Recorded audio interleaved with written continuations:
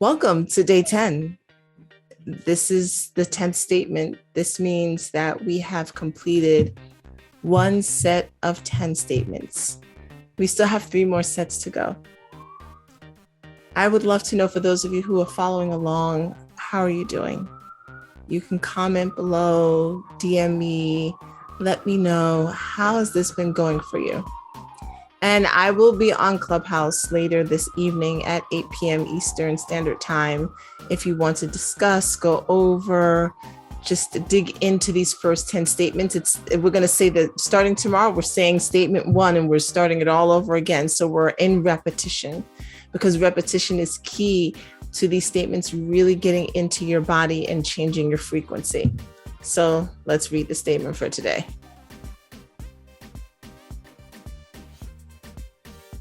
I keep my mind and thoughts off this world, and I place my entire focus on God within as the only cause of my prosperity.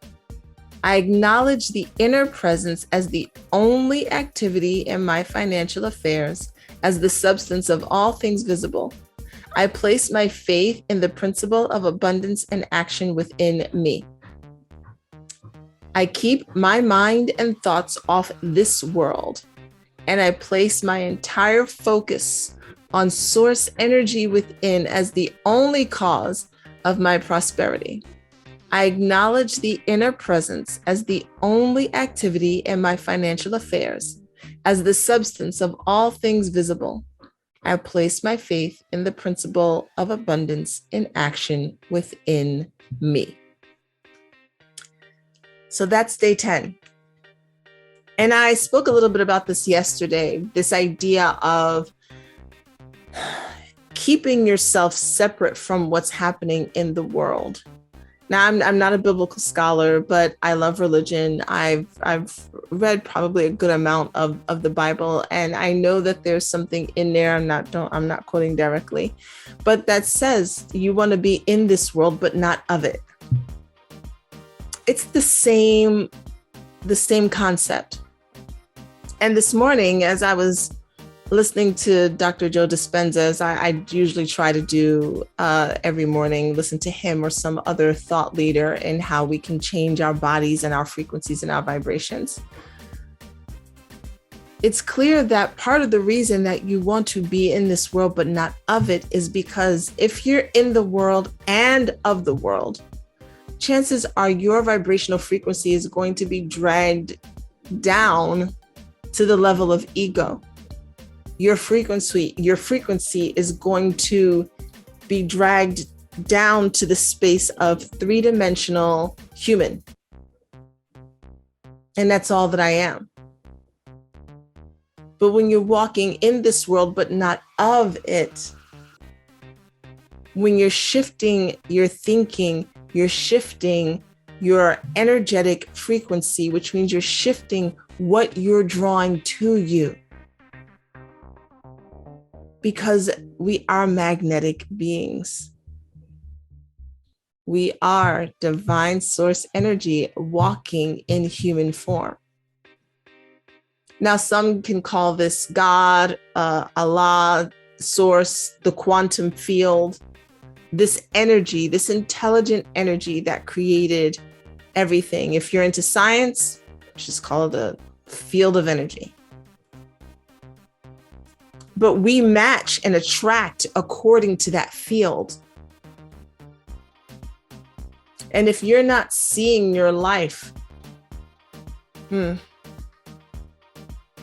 you're not seeing your life flow in the way that would bring you the most joy, it may be a good time to look at what are you putting out. I spoke about this yesterday. If you're constantly in fear and in anger and in scarcity, you're not going to create a life of abundance. That you will hit a spot, rocks in your river, I think, as I said. In order for you to create a life of flow, which is also a life of abundance, you must change what your output is into the world. You must change not just how you think, but how you feel. You must work through anything that's stuck in your body. Because it's not enough just to think the statements. You'll be thinking it and you'll still be emitting a completely different frequency. And then you'll be frustrated, wondering why you're doing these affirmations and you're saying these things, but your life still looks exactly the same, because it's not just about the mental. How are you feeling in your heart? How are you feeling in your genitals? Are you able to be open? Are you saying, yeah, I want to have this, give it to me, but I'm guarded at the same time? That's like looking for love, but not trusting, the type of person that you're looking for. Like, I'm not going to find a partner if I'm like, right off this list, but I don't trust men. I'll draw someone to me who seems like they have those qualities, but will then do something to prove the point that I've said. I don't trust men. Oh, look, see what he did. If you're trying to draw abundance to you, but you're walking in the world in fear, it's not going to happen. If you're trying to draw abundance to you, but you dislike wealthy people and call them selfish, it's not going to happen for you. In order for the flow to flow, you must remain open. You must be in the world, but not of it. You must walk through this world, but don't get caught up in it. Don't get caught up in what you think you see. There's always a bigger plan to what's going on. It's just that our human mind very much dislikes not knowing what's going on. We must know, we must make sense of it. And it seems that the more advanced we've gotten, the worse that's become. When we were living as one with nature, we fully understood the flow. We didn't have the same fears. We understood that there was a time and place for everything. We understood death. We understood the soul's journey. But the more we've crept toward a society of, I don't want to blame technology, because that's not it, because technology also brings people closer together. But the more we've crept towards this society of consumerism, the less connected we've become. Because again, we're so interested in the external. What does my house say about me? What does my car say about me? What does my job say about me? What do my kids say about me? We're no longer concerned with the connection here. And if we're concerned with the external, that means it can be taken away. And if it can be taken away, now we're living in fear and we're living in scarcity. I have to hold on to what I have. I have to get these many accolades. I have to have these many letters behind my name. I have to be able to hold on to what I have.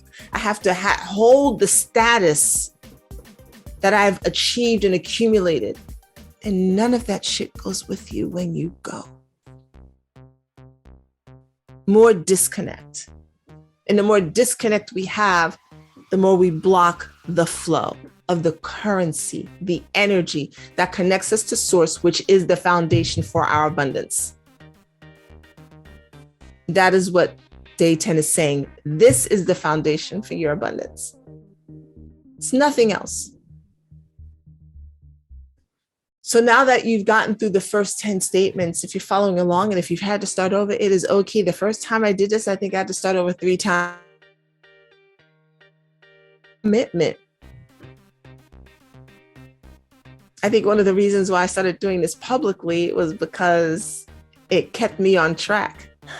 I'm going to keep repeating this over and over and over each time I go live, that you are the walking embodiment of source energy, and as such, you are infinite abundance. I'm going to keep repeating that because it's so important for you to let that land in your body. I was talking about the body. Many of us, most of us, have been living in survival mode. Most of us have been living in survival mode. Most of us came from families where people were living paycheck to paycheck. Most of us came from families where the views of money were very negative. We came from families where, we scorned and scoffed at people who had wealth, partly because we were jealous and we wanted the wealth. We came from families where it truly was a struggle sometimes. We came from families where we were told you have to work really, really, really hard to get anything. We came from families where we were told that your abundance, comes from something. You have to earn it. Everything in this life you have to earn. And I want you to understand that from a spiritual perspective, that is absolutely false. Humanity may be learning one thing. From a spiritual perspective, there's nothing that you have to earn. Not a dollar, not love, not respect, nothing. From a spiritual perspective, and you are a spiritual being, everything that you need, want, desire has already been placed before you. Now, from a human perspective, looking at the world through a human lens, many of our ancestors, regardless of where and how many of our ancestors started in poverty, started with very little. Some were forced to come here. They were kidnapped. Some came here hoping for a better life. And poverty was usually the first thing that was encountered. For those of us who've been in this country for generations, who lived through the Great Depression, those lessons, that trauma, can you imagine? I can't, even though I've lived in poverty. I mean, we had social services. There were no social services during the Great Depression. That's why we have social services now. So imagine the trauma of many of our grandparents, those of us who are Gen Xers. Many of our grandparents growing up in the Great Depression, money was a scarcity. You held on to everything. Everything. And then that's passed down. We need to rethink our views on wealth and abundance, not from a human perspective, but from a spiritual perspective. This is a spiritual journey that we're on. It's not a human journey. And if you're wanting to shift the amount of money in your wallet, literally, you must begin to shift your thinking from human to spirit. Human to spirit. Your human self has a lots of story around money. Story passed down from generation to generation. Your own stories of what you've experienced. You cannot look at your abundance through the lens of human. You must begin to look at it through the lens of spiritual. That everything is always provided for you. That the sun literally the earth literally rotates around the sun, providing you with the sunlight that you need.